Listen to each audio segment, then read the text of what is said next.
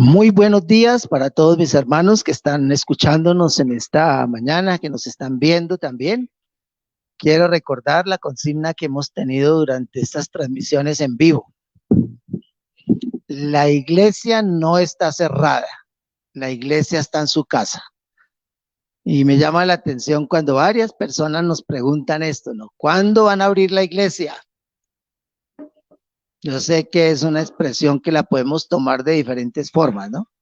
Y una de ellas es viendo este lugar, este templo, estas paredes como la iglesia. Solamente cuando vemos así, vemos una idea muy triste de la iglesia. Pero cuando vemos la iglesia, como cada uno de nosotros siendo parte de ella, nos damos cuenta que la iglesia no está cerrada, que es casi que imposible que callen a la iglesia del Señor, a pesar de que se vea tanta apatía en muchas personas, ¿no? Yo creo que difícilmente la iglesia se va a poder cerrar.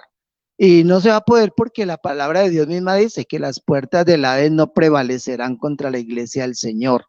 Así que nosotros seguimos firmes, sabiendo que el Señor nos está guiando, que Él es el que está dirigiendo a su pueblo. Y damos gracias a nuestro Dios por esto. Es una bendición muy grande poder contar con el respaldo, el apoyo de nuestro Dios. La iglesia no la cierra nadie porque la iglesia la abrió el Señor. Por eso la iglesia no está cerrada.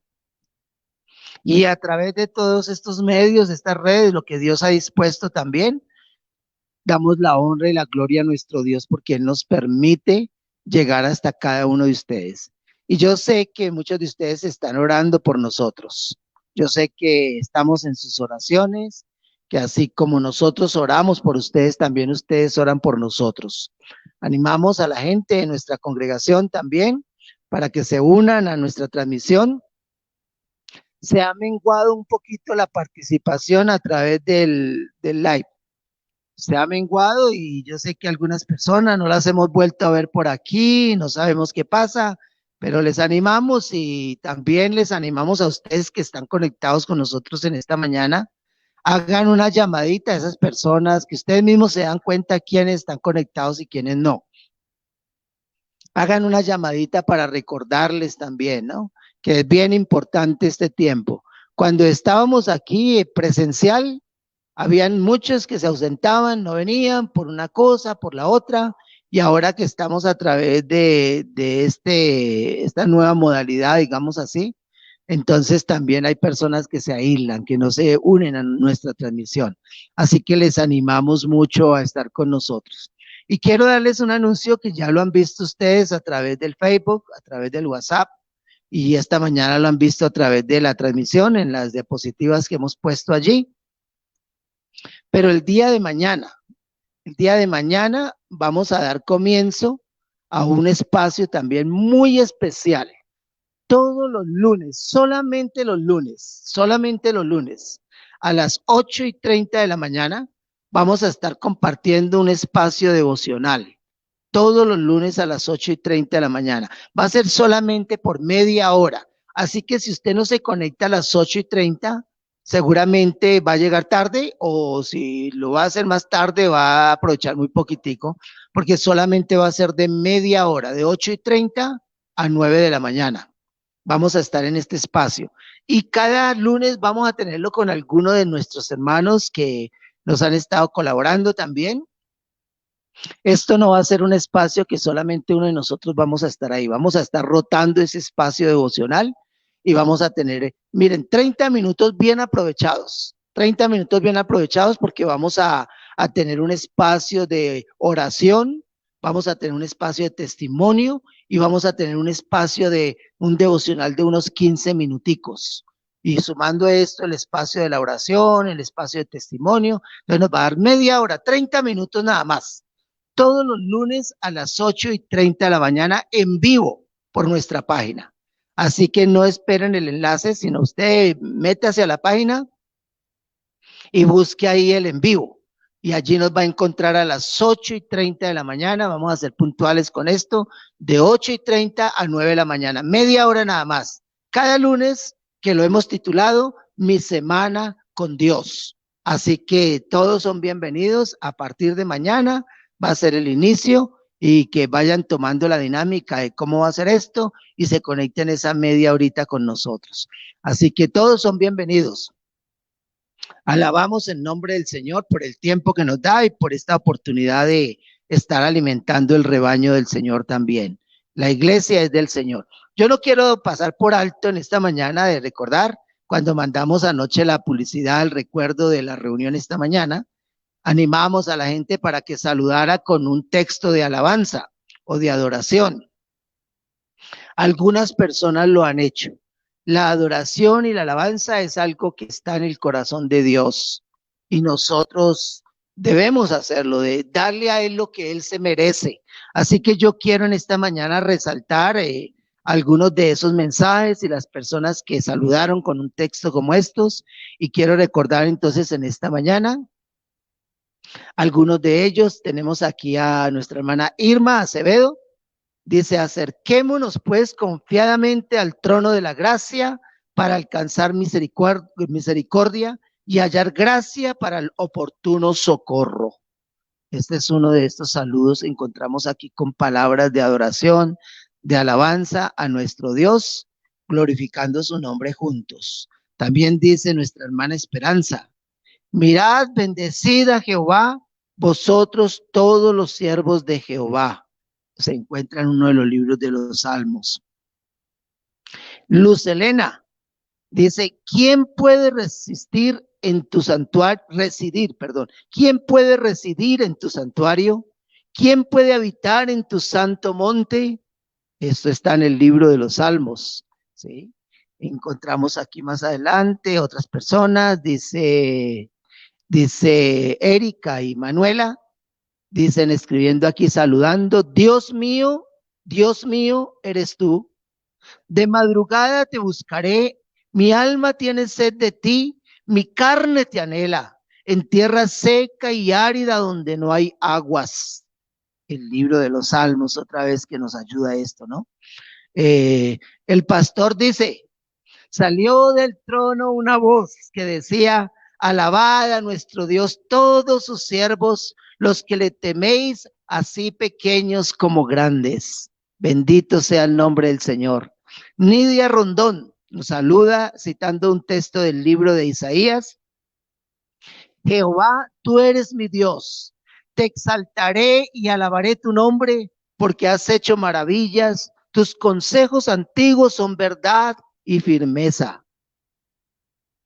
Angélica García nos saluda también con un texto del libro de los Salmos diciendo: me postraré hacia tu santo templo y alabaré tu nombre por tu misericordia y tu fidelidad, porque has engrandecido tu nombre y tu palabra sobre todas las cosas. Amén. Bendito sea el nombre de nuestro Dios. A Él sea toda la adoración, toda la alabanza, toda la gloria y la honra. Dice Patricia Sánchez: digno de gloria y de toda adoración. Bendito y alabado eres mi Señor. La honra, el honor sea por siempre.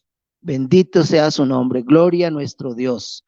Dice nuestra hermanita Estret: alabad a Jehová porque Él es bueno, porque para siempre es su misericordia.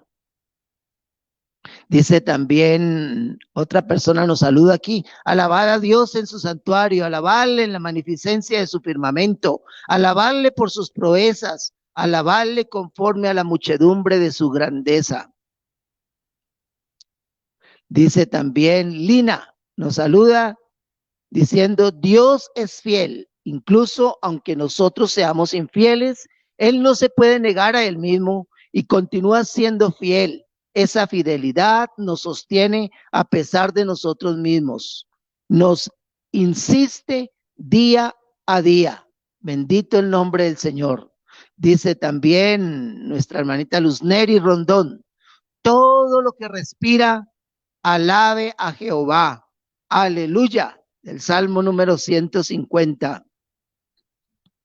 Y a ver, otra persona dice por aquí, nuestra hermanita Aurora Alvarado, citando Isaías 25:1: Señor, tú eres mi Dios, te exaltaré y alabaré tu nombre porque has hecho maravillas. Bendito sea su nombre. Gloria a nuestro Dios.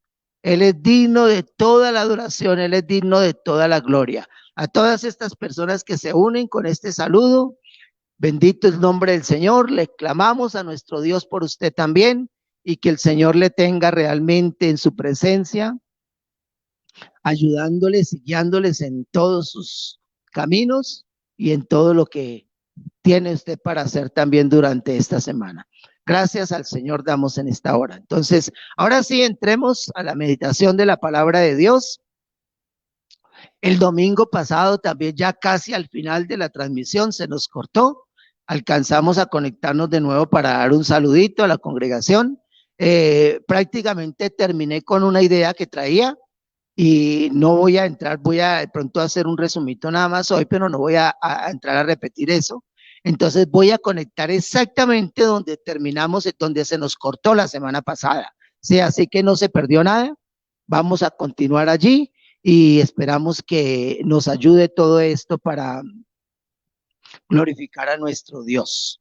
Entonces, vamos a entrar aquí. La parte que voy a presentar esta mañana es Sabiduría de lo Alto, parte 9. Llevamos entonces 9 semanas compartiendo sobre este tema del libro de los Proverbios, que es un tema realmente que nos edifica, que nos instruye y nos ayuda para seguir fielmente las instrucciones del Señor en su palabra. Sabiduría de lo Alto, parte 9. Yendo un poquitico aquí atrás, bueno, vamos a pasar aquí la siguiente diapositiva. Esta diapositiva que presentamos ya hemos llevado como 3 domingos haciéndolo, hablando un poquitico acerca de la estructura que el autor de Proverbios nos comparte. Deseamos que la estructura nos ayude a comprender mejor el propósito del libro. Entonces, un buen escritor, un buen autor, organiza su material de tal manera que los oyentes comprendan lo que quiere a través de su propósito. Estábamos hablando acerca del propósito y lo describíamos en el capítulo 1 del libro de Proverbios, los versículos iniciales, los primeros 7 versículos, diciendo que el libro de Proverbios es un libro que nos instruye mucho la sabiduría y que naturalmente su preocupación, el autor, es llevarnos allá, a que entendamos la sabiduría y sobre todas las cosas a que tengamos el temor del Señor, porque dice que el principio de la sabiduría es el temor de Jehová. Así que ese es el énfasis del libro, ese es el propósito, lo que el autor espera que nosotros alcanzamos cuando estudiamos el libro de Proverbios. Pero decíamos también que para esto, entonces el autor sagrado ha querido escoger en su material todos aquellos elementos que transmitan sabiduría a nosotros, todos aquellos elementos que nos enseñen, que nos guíen para conocer y aprender mejor lo que Dios quiere a través de su palabra. Y entonces cuando el autor recopila eso como material, entonces él dice aquí que era lo que mirábamos como propósito, ¿sí? Para entender sabiduría y doctrina, para conocer razones prudentes, para recibir consejo de prudencia, justicia, juicio y equidad, para dar sagacidad a los simples y a los jóvenes inteligencia y cordura. Oirá el sabio y aumentará el saber y entendido de que era entender proverbio y de palabras de sabios y sus dichos profundos. Cuando hablamos acerca del material, estamos viendo que el material es una recopilación de palabras de sabios y dichos profundos y que deseamos también los interpretamos y los veíamos como proverbios o refranes que eran de alguna manera enseñanzas, frases muy cortas que transmiten enseñanzas especiales para nuestras vidas. Así lo describíamos. Y cuando entramos ya a la parte de la organización de ese material, de esos proverbios, decíamos que usted lee los proverbios y va a encontrar como que partes aisladas, hablando de un tema hasta otro y de partes aisladas, pero todos ellos cumplen el mismo propósito. Son proverbios, son refranes que nos dan instrucción para tener una vida mejor, enseñanzas y a la guía de Dios, que nos permiten adquirir la sabiduría, el temor de Jehová. Entonces, ¿cómo organiza el autor todo esto? O el orden que podemos interpretar desde el estudio de este libro. Decíamos que él organiza presentándonos un gran contraste, y esa es esta gráfica que hoy espero que la vean mejor. ¿sí? Nos está presentando un gran contraste. Ese gran contraste está entre el justo y el impío. En ese gran contraste encontramos que cuando se refiere al justo, o sea, encontramos 24 términos refiriéndose al justo. Y esos 24 términos se escriben o se repiten por 204 veces en el libro de Proverbios, en esos 31 capítulos. Y esos términos que nos entregan o lo entrega todas sus características. ¿Cuáles son las características de este personaje? El justo. Contrastado, de otro lado, con el impío, que aparece 425 menciones en diferentes términos, 54 términos para describir al impío. Igualmente nos lo presenta con todas sus características. Cuando yo veo la proporción del material y veo el propósito que el autor tiene, miren que cuando hablamos acerca del impío, prácticamente la mención que se hace a él y los términos que utiliza doblan al primero. Esto tiene que ver mucho con el propósito del libro. Si el propósito del libro es alcanzar sabiduría, de tener el temor de Jehová, ¿sí? La persona más necesitada para alcanzar sabiduría, el temor es el Dios. Por eso el énfasis que está haciendo. El justo teme a Jehová, el justo y los caminos de Jehová. Entonces el libro está destinado mayormente para esos que temen a Jehová, para aquellos que no tienen el favor de Dios, para aquellos que no siguen sus principios y sus preceptos. Y esto es la proporción del material. 54 términos para referirse al impío, de los cuales se mencionan o se repiten 425 veces en este libro, ¿sí? Y con todas sus características. En la reunión de hoy estábamos hablando, describiendo algunos de esos términos que eran tal vez los que más se nos repetían ahí en el libro de Proverbios, ¿sí? Estábamos describiendo algunos de ellos. Entonces, el cuadro que presento aquí, si ya allí, dice que está hablando del impío 75 veces, necio 74 veces, malos 4 veces, esos 16, extraños 14 veces, y los otros términos en menor opción. Pero luego entonces, cuando estamos hablando de la otra cara de la moneda, que estamos refiriéndonos entonces al justo o al sabio. Entonces entramos ya a esta parte de sabiduría, lo alto para 9, y deseamos presentar este cuadro también aquí, que cuando hace mención a los justos se refiere 79 veces, cuando hace mención al sabio se refiere 60 veces, y cuando hace mención a los rectos se menciona 27 veces. Describimos características del injusto, del impío, describimos eso la semana pasada, y creo que casi por 2 domingos lo hicimos. Entonces espero que lo tengamos presentes. Hoy quiero irme más a describir por lo menos 3 de los términos para referirse al justo. Quiero describir 3 de estos términos, empezando por la misma palabrita, ¿no? La palabra justo tiene principalmente un sentido moral y ético.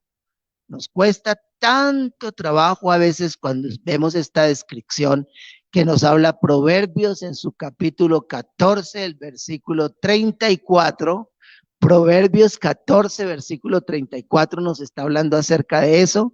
Entonces, si ustedes quieren abrir sus Biblias allí, mientras Dianita nos lee ese texto de las Escrituras, ¿sí? Proverbios capítulo 14, versículo 34, que dice de la siguiente manera. Proverbios 14, 34.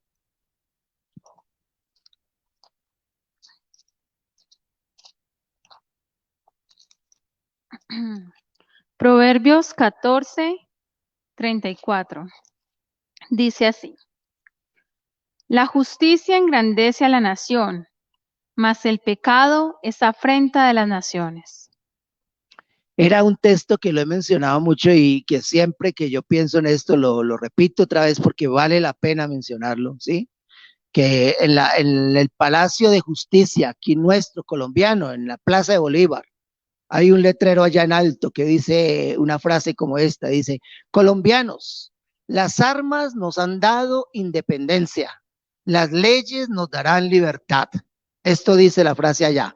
Las armas nos han dado independencia, las leyes nos darán libertad.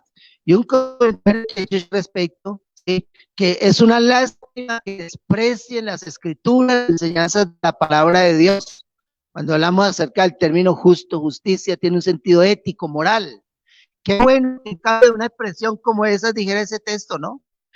La justicia engrandece la nación, más el pecado de naciones, ¿sí? Es una expresión, un texto bíblico que realmente debería penetrar el corazón de personas cargos, el crear las leyes, ¿sí? La justicia engrandece la nación. Una nación justa es una nación grande, es una nación próspera, es una nación que no solamente alcanza para bendecir a sus compatriotas nacionales, sino aún llega a bendecir a las naciones enteras. Y ese es un cuadro que yo espero encontrar también, y lo que la escritura nos describe. No es una utopía, es una realidad. Cuando las escrituras nos presentan ese cuadro de la Nueva Jerusalén, ¿sí? De allá donde va a salir realmente la verdadera justicia, el verdadero juicio. Así que cuando hablamos acerca del término justo, tiene principalmente un sentido moral y ético. También en el capítulo 29 de Proverbios, el versículo 2 nos dice de la siguiente forma. Cuando justos dominan, el pueblo se alegra, mas cuando domina el impío, el pueblo gime. Ahí encontramos otra expresión muy ligada a la justicia, ¿no? Cuando los justos gobiernan, el pueblo se alegra. Cuando los justos gobiernan, el pueblo se alegra. Pero cuando el impío gobierna, el pueblo gime. Y esa es la situación en que encontramos hoy en día la mayoría de naciones sobre la tierra, ¿no? Dominadas o gobernadas por un impío, por un perverso, que lo único que busca es su propio bienestar, su propio bien, ¿sí? Pero no busca el principio bueno de gobernar, de dar leyes justas para la nación, ¿sí? Me llama la atención aún el mismo uso del término político. La iglesia muchas veces es un poco apática a esto, ¿no? Pero la política en su buen sentido de la palabra, que otra vez hoy en día ha sido distorsionada, ¿sí? Pero la política en su buen sentido de la palabra es un principio muy especial, es el arte de gobernar. La política es el arte de gobernar. Y cuando hay un político justo, naturalmente que su sistema de gobierno va a ser un sistema especial, ¿sí? Cuando hay un político justo que gobierna con principios soberanos, éticos, morales, naturalmente que va a ser grande una nación. Por eso ese término justo tiene esa implicación moral, ética. Miremos otra diapositiva más en cuanto a esto. Esa palabra, justo, describe a personas y sus acciones en un contexto legal, indicando que se encuentran en conformidad o acuerdo con la ley, ¿sí? Una persona justa es una persona que obra conforme a la ley, que es sobre los problemas que tenemos en nuestro contexto terrenal, ¿sí? Porque muchas veces las leyes se crean, pero son fáciles de interpretar de alguna manera, tienen su salida, ¿sí? Y hay especialistas para ello, ¿no? La ley se crea, pero muchos tergiversan, la tuercen. Entonces, creen estar obrando de acuerdo a la ley, pero no lo es así, ¿sí? Por eso cuando estoy tratando de describir ese término, describe a personas, sus acciones en un contexto legal, indicando que se encuentran en conformidad o acuerdo con la ley. Cuando hablamos esto y lo relacionamos con, para nosotros, las escrituras, y yo quiero ser muy eco en esto, yo no sé por qué muchos gobernantes, muchos pueblos le temen al gobernar o regirse por los principios divinos. Y mencioné hace unos domingos como hay personas que piensan y dicen, no es posible que un libro tan anticuado rija los destinos de una nación. Pues saben una cosa, el asunto que tenemos con ese libro que muchos llaman anticuado, es que ese no fue un libro escrito para un tiempo determinado, solamente para el pasado. ¿sí? Es un libro escrito para todos los tiempos porque no cambia, ¿sí? Los principios son eternos, los principios no cambian. Y la palabra de Dios lo dice claramente, el cielo y la tierra pasarán, pero su palabra no pasará. Eso lo dice allí. Entonces, cuando nosotros vemos esa escritura como ley y que realmente hay, miren, la escritura nos habla, nos enseña, si los gobernantes tuvieran en cuenta lo que la palabra de Dios habla en cuanto a la tenencia de la tierra, se podría hacer una reforma agraria especial, ¿sí? Pero eso no lo hay, no se mira allí. Si ese principio, si la palabra de Dios, si los pueblos, los gobernantes miraran todos esos principios que son principios necesarios, útiles para hoy, son indispensables, ¿sí? Y que nos pueden llevar a gobernar de acuerdo con una ley. O sea, nuestros gobernantes podrían ser justos si tuvieran en cuenta esa ley, ese principio, ¿no? Ese acuerdo que Dios quiere para que la humanidad progrese y viva de una manera más acta, más firme para nuestro Dios. Amén. También en un contexto religioso, se utiliza esa palabra, en un contexto religioso para indicar que está de acuerdo a los estándares de Dios, para indicar que se está de acuerdo a los estándares de Dios. En nuestro contexto religioso la palabra justo se utiliza también así. Y hay un texto que quiero hacer mención a esto que se encuentra en el libro de Génesis, en el capítulo 6, versículo 9. Vamos a escuchar ese texto. Estas son las generaciones de Noé. Noé, varón justo, era perfecto en sus generaciones. Con Dios caminó Noé. Ahí estamos hablando acerca de esto en esta relación con Dios, hablando de los estándares de Dios. Dice de Noé que era un varón justo. Lo mismo se habla por allá de Job y los siervos de Dios hablando de esto. Cuando se refiere el justo en este sentido, está hablando de personas que siguen los estándares de Dios, los parámetros, los principios, las normas, las leyes de Dios. Y sí que cuesta esto. Sí que nos cuesta esto, porque naturalmente en el mundo encontramos personas que no están de acuerdo a esto.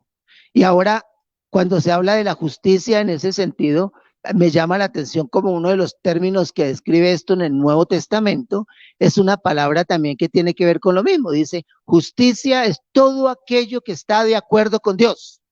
O sea, cuando yo estoy haciendo las cosas que están de acuerdo, que están acordes con Dios, estoy haciendo justicia. Y el problema que tenemos muchas veces es que no creemos en la justicia de Dios. Me llama la atención cuando la gente, en cambio de mirar su corazón, mirarse a sí mismo, ¿sí? Se proyecta hacia Dios, hablando de que es un Dios injusto cuando tenemos hambre, Dios es un Dios injusto cuando los niños mueren, Dios es un Dios injusto cuando esos niños se quedan sin padres, que Dios es un Dios injusto cuando hay enfermedad, cuando hay sufrimiento, cuando hay dolor, ¿sí? Pero es que eso no salió de la mente de Dios. El deseo en el corazón de Dios nunca estaba que el hombre padeciera. En el corazón de Dios nunca estaba que aguantar hambre. En el corazón de Dios nunca estaba que los hogares se destruyeran. Eso no fue idea de Dios. Dios jamás quiso eso. Dios jamás quiere eso. Es el resultado de la separación del hombre hacia Dios. Cuando el hombre dio la espalda a Dios, se crearon injusticias. Es eso. La injusticia viene como resultado de dar la espalda a Dios. Y lo que hoy en día tenemos en nuestros mundos, en nuestro mundo, nuestras naciones, es eso. Es que el hombre le está dando la espalda a Dios. Encontramos justos, aún en el Nuevo Testamento dice, no hay justo ni aún uno. No hay quien haga lo bueno.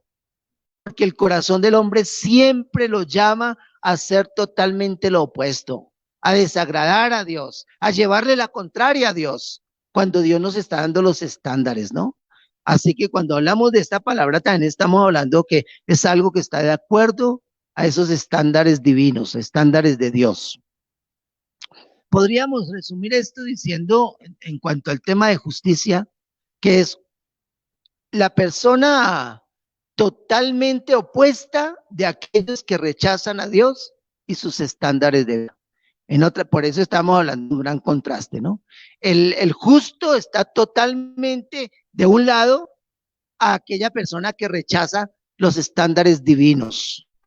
Por eso hay choque entre los dos, ¿no? Por eso hay choque entre el justo y el impío, precisamente por eso. Está totalmente opuesto. Miren un texto de Primera de Juan 5, 15, perdón, Primera de Juan 2, 15 al 17. Vamos a leer este texto y vamos a hacer un comentario acerca de él. Primera de Juan 2, 15 al 17.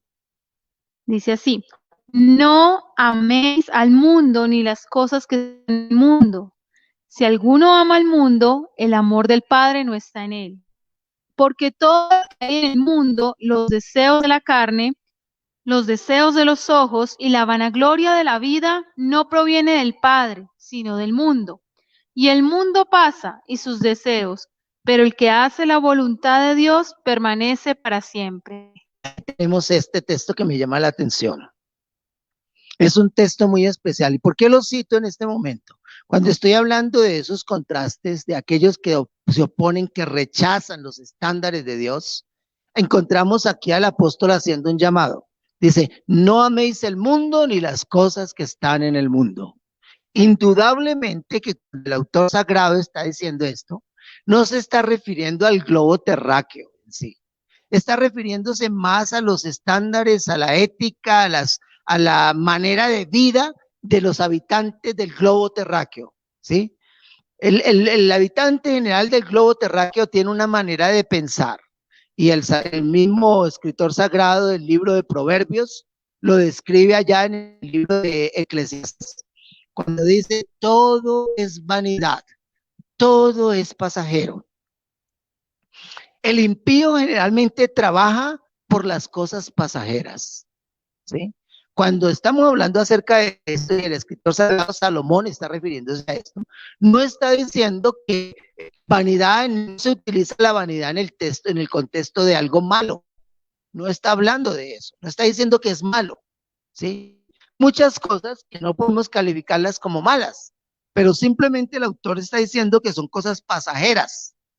Mientras el impío está fijándose y está poniendo todo su esmero, su vida, su interés a las cosas pasajeras, el justo está pensando en las cosas eternas. Utiliza lo pasajero, ¿sí? Y también se siente satisfecho con cosas pasajeras, pero no lo llena todo. No lo llena todo, porque esas cosas pasajeras se quedan aquí, pero nos llevamos lo eterno. Así que el justo tiene su mirada en las cosas eternas. Ahí tenemos el contraste. Y cierro esa parte leyendo capítulo 29 de Proverbios, el versículo 7, que dice de esta manera.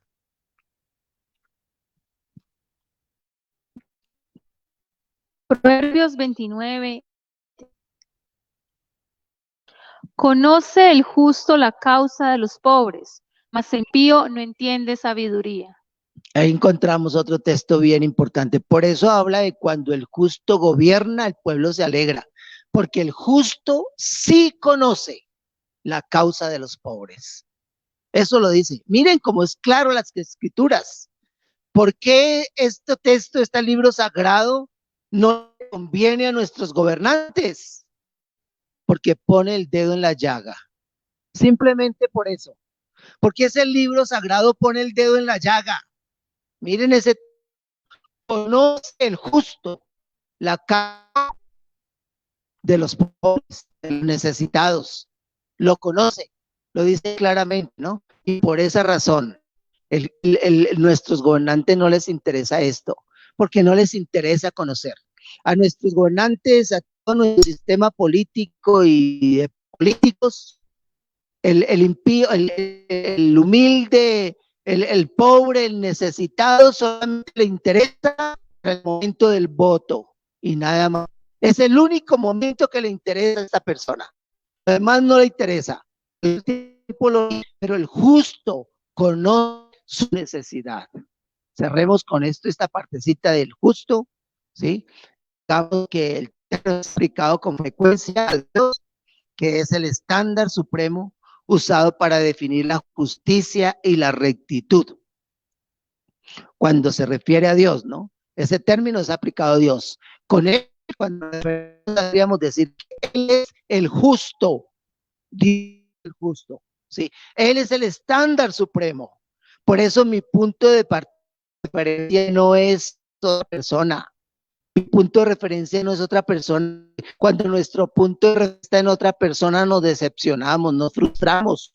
Pero cuando nuestro punto de referencia está puesto en el supremo, en Dios, que es el dador de la vida, la cosa cambia. El libro dice esto, ¿no? En uno de los ojos en Jesús, el autor y consumador de nuestra fe. Este texto de Job 4:17, cómo Dios llama también a los suyos, a los que le siguen, a los que tienen ese temor de Dios. Job capítulo 4, versículo 17. Job 4:16. ¿Será el hombre más justo que Dios? ¿Será el varón más limpio que el que lo hizo? Ahí está, es el estándar supremo. Dios, ¿sí? Por más que nos esforcemos, no vamos a poder pasarlo a Él, porque Él es nuestro punto de referencia. Él es el justo supremo. El otro término que quiero mencionar en esta mañana también, aunque realmente hay algunos elementos de acá que son repetitivos en el comienzo de mi mente, ¿sí? El término sabio. Ese término que hemos mencionado aquí atrás cuando describimos el culto, ese 60 veces en el libro de Proverbios, la palabra sabio, 60 veces aparece en el libro de Proverbios, ¿sí? Este término que tiene para nosotros también un gran significado, pero lo mencionamos en el comienzo cuando hablamos de la sabiduría. También hay algunos elementos que hay que tomar en esta mañana, hablando de esos primeros mensajes que compartí sobre este pasaje, sobre este libro, perdón. Esta palabra se usa para describir a uno hábil o experimentado en un campo determinado. También se usa en ese contexto el libro de Proverbios, ¿no? Para describir a una hábil o experimentada en un campo determinado, cualquiera que sea. Es una persona hábil, ¿sí? Y una referencia a esto solamente para hacer ver este término, se encuentra en el libro de Éxodo, el capítulo 35, versículo 25. Éxodo 35, 25.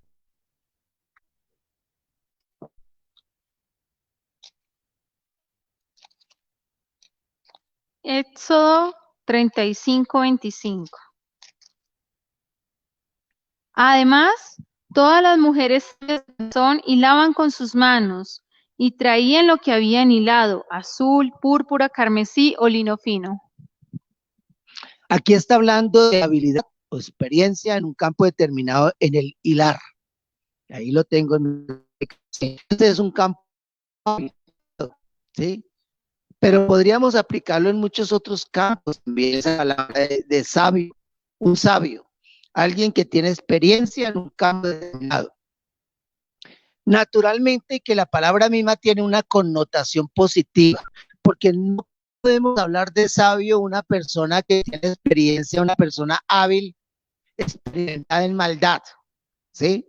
No podemos hablar de sabio un sicario, cuando su experiencia es de matar, de tramar para quitarle la vida a otro, ¿sí? En ese sentido no podemos hablar de sabio. Generalmente estamos hablando de un campo experimentado hábil para hacer cosas que son para el beneficio de la misma sociedad, de la comunidad, no para perjuicio de la comunidad. Entonces, esa es una manera de verlo. La persona sabia es la que está dispuesta a aprender.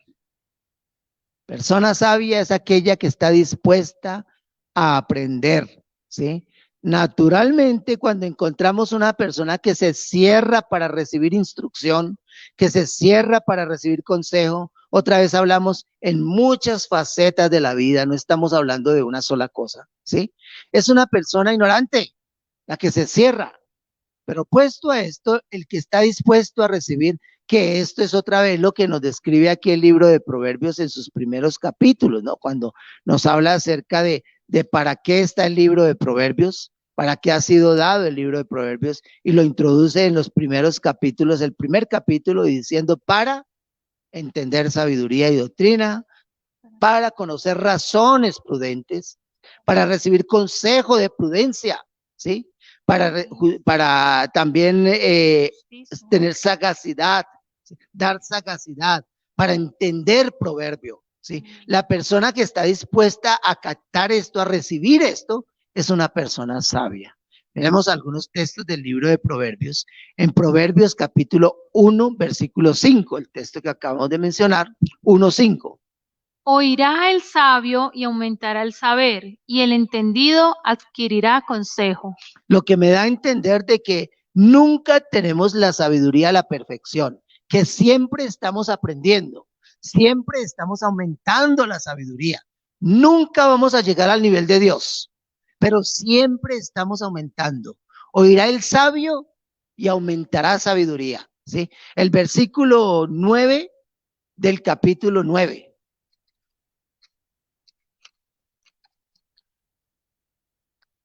Da al sabio y será más sabio, enseña al justo y aumentará su saber.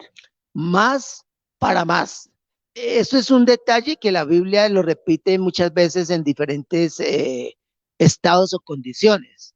Por ejemplo, habla de fe para fe, ¿sí? Eso es una cosa que me llama la atención. Aquí dice, dada al sabio y aumentará la sabiduría. O sea, mientras más tiene, más quiere tener, porque está abierto para recibir. Está abierto para recibir, está dispuesto a aprender. El capítulo 13 del mismo libro de Proverbios, en el versículo 1, dice de esta manera. El hijo sabio recibe el consejo del padre, mas el burlador no escucha las reprensiones. La persona sabia es aquella que está dispuesta a aprender. El hijo sabio escucha consejos del padre. Esa persona que está abierta para adquirir, para recibir conocimiento, sabiduría, entendimiento, cómo aplicar lo que aprende, esa es una persona sabia de acuerdo a las escrituras, ¿sí? También tiene mucho que ver con ciencia, con entendimiento, con inteligencia, con saber. O sea, todas esas palabras están ligadas a la sabiduría, ¿sí? Ciencia, entendimiento, inteligencia, saber. Miremos Proverbios capítulo 8, versículo 1. Este es un pasaje especial y yo quisiera que es un poquito extenso, pero nos tiene mucho que dar hasta el versículo 21 de Anita, Proverbios 8, 1 al 21. Miren lo que dice. ¿No clama la sabiduría y da su voz la inteligencia?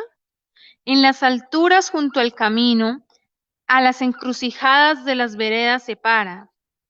En el lugar de las puertas a la entrada de la ciudad, a la entrada de las puertas da voces. Oh hombres, a vosotros clamo, dirijo mi voz a los hijos de los hombres. Entended, oh simples, discreción, y vosotros, necios, entrad en cordura.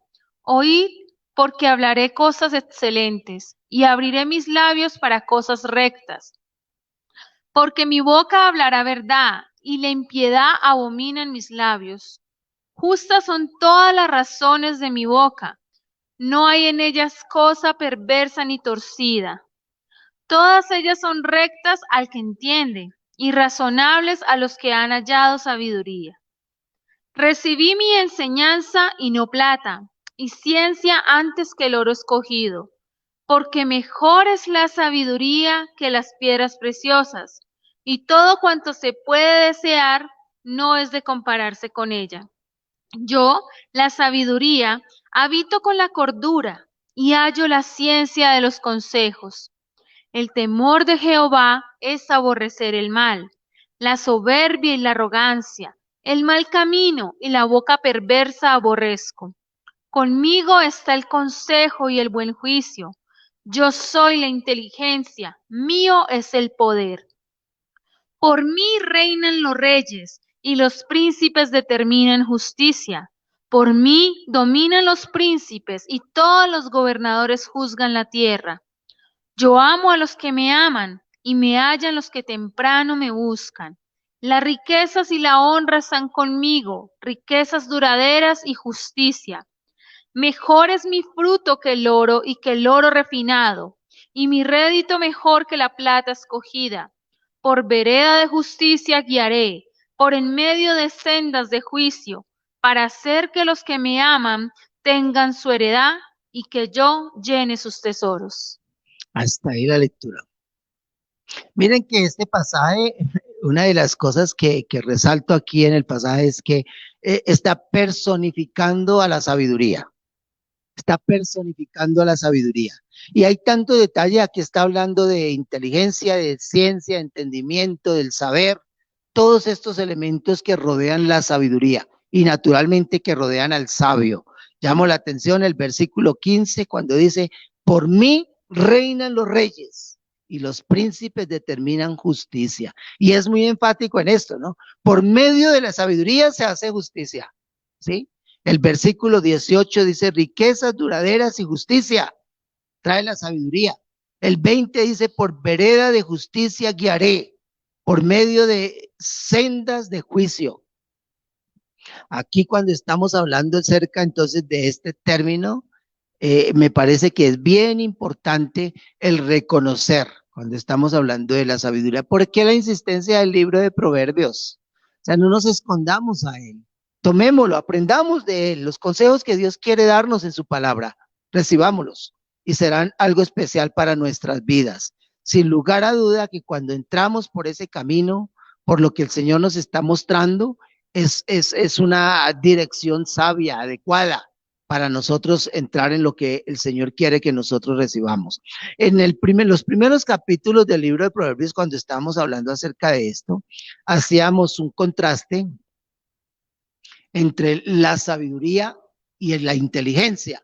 Y decíamos que mientras la inteligencia era la capacidad para adquirir conocimiento, la sabiduría era la capacidad para poner en práctica el conocimiento. Porque muchas veces podemos recibir el conocimiento y hay personas que tienen el conocimiento adecuado, ¿sí? Yo creo que nuestro país es un país de personas dotadas, personas inteligentes, ¿sí? En nuestro país hay gente inteligente. El asunto es que muchas veces usamos la inteligencia para mal. En los comienzos, en los primeros días, hablando acerca de este tema, decía que esa inteligencia que es trabajada o que es llevada más a las cosas malvadas, tiene una connotación más de picardía, de astucia, que de cualquier otra cosa. Y no es eso lo que estamos hablando, no es eso lo que queremos. Mucha gente inteligente con capacidad para juntar el conocimiento, pero muy pocos para poner en práctica ese conocimiento, ¿sí? Sabiduría podemos decir que es la capacidad que tenemos para poner en práctica el conocimiento, ¿sí? Precisamente allá en Primera de Reyes, Salomón le pedía a Dios eso, ¿no? Sabiduría. Y ese texto lo mencionamos al comienzo, la solicitud que Salomón le hace a Dios, y una de las cosas es precisamente para gobernar también a su pueblo, ¿sí? Cuando le pide la sabiduría. Este otro texto también bien importante del Nuevo Testamento, no, este es del mismo Antiguo Testamento donde dice, dame ahora sabiduría y ciencia para presentarme ahora delante de este pueblo, lo que Salomón le pedía a Dios en el momento de juzgar, de gobernar a esa gran nación. En Primera y Segunda de Crónicas y en Primera de Reyes encontramos esos textos. Santiago, ya hablando en el Nuevo Testamento, hace algunas recomendaciones especiales y entre ellas dice, y si alguno de vosotros tiene falta de sabiduría, pídala a Dios, el cual da a todos abundantemente y sin reproche y le será dada. ¿Saben una cosa que me hace pensar cuando yo estoy leyendo este texto? Que de todas maneras la sabiduría no está lejana a nosotros. La sabiduría está cercana a nosotros cuando Dios está cercano a nosotros. O más bien, no la pondría de esa manera. La sabiduría está cercana a nosotros cuando nosotros estamos cercanos a Dios.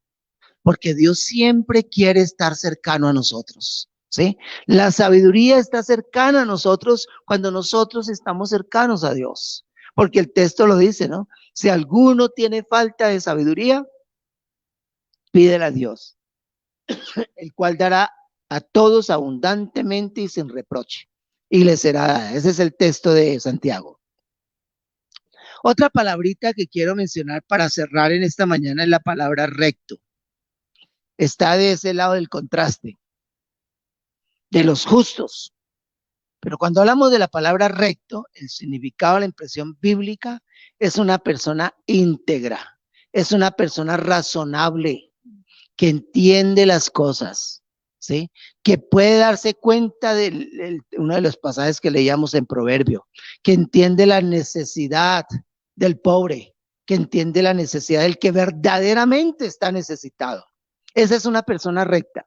Miren, vivimos en una época, en un tiempo, donde estos elementos los necesitamos la sabiduría para poder obrar con rectitud, con integridad.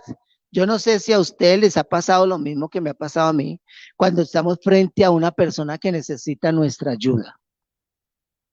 Personas que de alguna manera nos piden, nos solicitan una ayuda.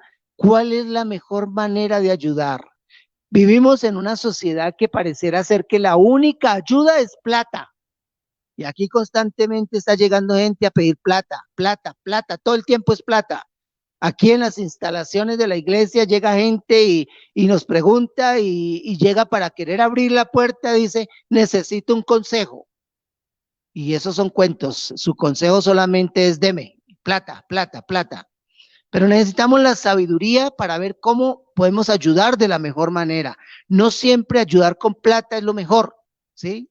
A veces necesitamos ser razonables. ¿Cuál es la mayor necesidad de una persona de estas? Por eso lo menciono aquí dentro de esto de la rectitud. Veo una persona íntegra, una persona razonable. El que está ofreciendo ayuda debe ser una persona razonable, una persona íntegra. Y me refiero a esto porque también hay un famoso refrán que muchas veces nos lo quieren aplicar a nosotros y yo no estoy de acuerdo con esto, ¿sí? O tal vez más bien tiene su doble significado, porque el refrán al aporte tiene razón, a la postre. Dice, haz el bien sin mirar a quién. Eso dice el refrán. Y me parece que el refrán es cierto, es válido. Nosotros debemos hacer el bien sin mirar a quién. Pero ¿cómo hacemos el bien? Sí debemos saberlo. ¿Sí? Porque no todo lo que hacemos puede ser el bien para una persona. Una persona que utiliza los recursos para deleitarse en sus placeres, para deleitarse, hundirse, sumergirse en la drogadicción, pues hombre, no sería razonable de nuestra parte ayudarle de esa manera. Por eso es necesario ver la necesidad de la persona. Una persona recta analiza de acuerdo a su necesidad. Es una persona razonable, tiene razón para obrar en un caso determinado. Proverbios, el capítulo 11, el versículo 6, miren lo que dice. Proverbios 11, 6.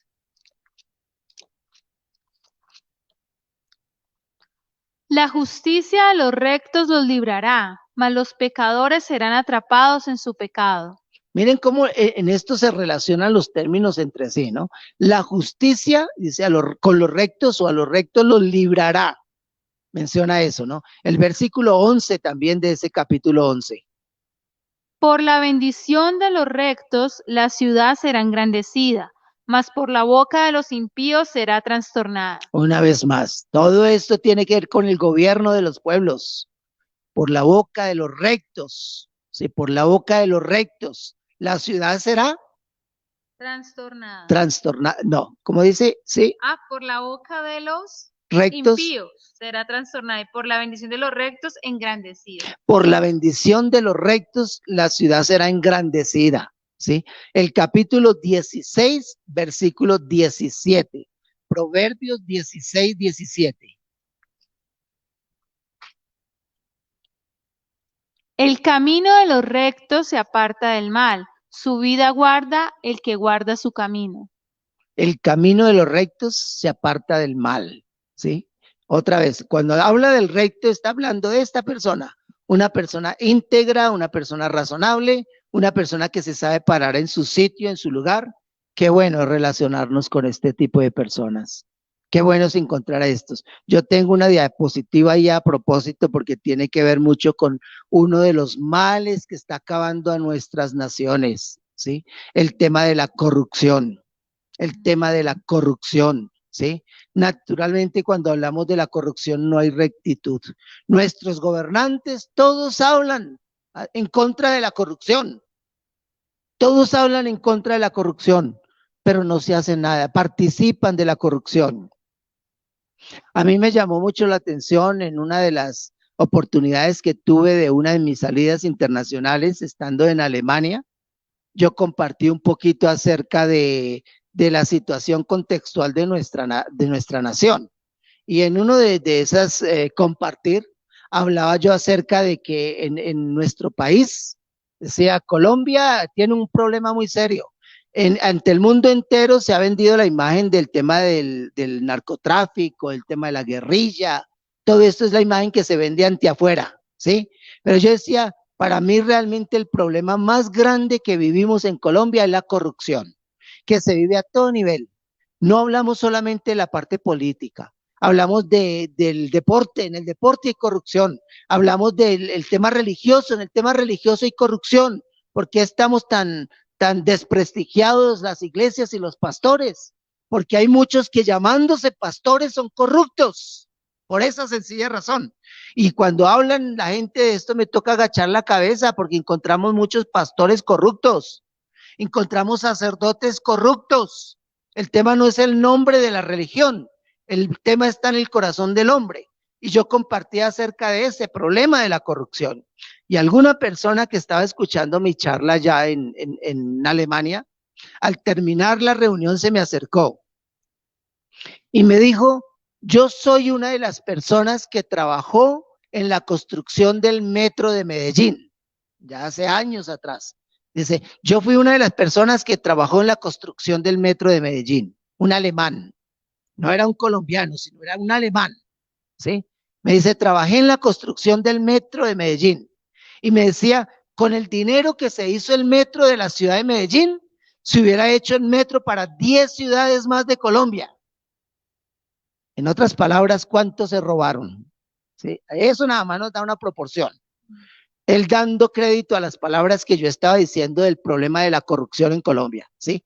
Con el dinero que se hizo el metro en la ciudad de Medellín, se hubiera podido haber hecho metro para 10 ciudades más de Colombia. Pues el recto es una persona íntegra, el recto es una persona que aborrece la corrupción, el recto es una persona razonable, es una persona que rechaza la corrupción y todos somos tentados a eso, ¿no? ¿Qué nos pasa cuando cometemos alguna infracción en la calle de tránsito? ¿Sí? Y el policía se nos acerca y nos habla y nos dice, él se hace el que va a hacer el parte, pero se demora y como que, a ver, ¿cómo vamos a hacer? ¿Qué puedo hacer yo con usted? Y entonces enreda palabritas, a ver cuándo le hago yo la propuesta de darle el billetico, ¿sí? Y eso es común, en nuestro medio es común.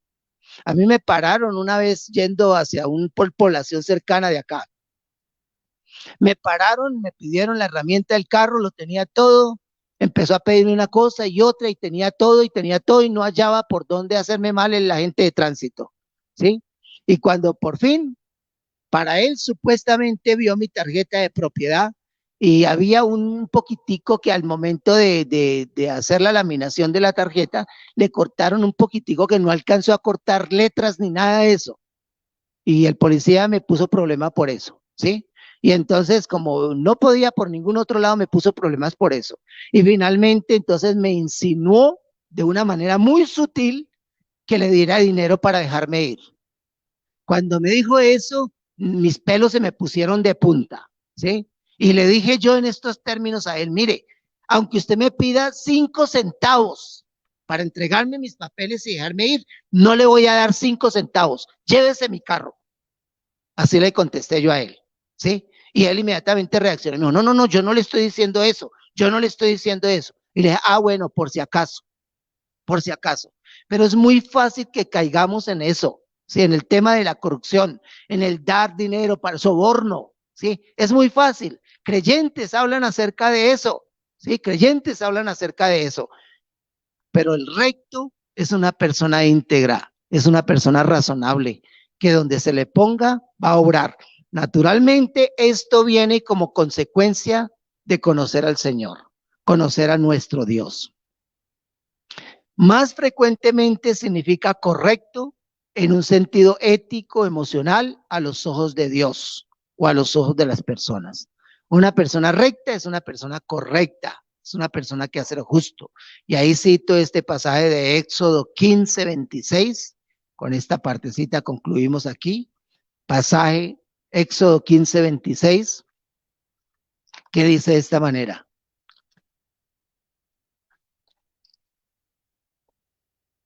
Y dijo, si oyeres atentamente la voz de Jehová tu Dios, e hicieres lo recto delante de tus ojos, y dieres oído a sus mandamientos, y guardares todos sus estatutos, ninguna enfermedad de las que envíe a los egipcios te enviaré a ti, porque yo soy Jehová tu sanador.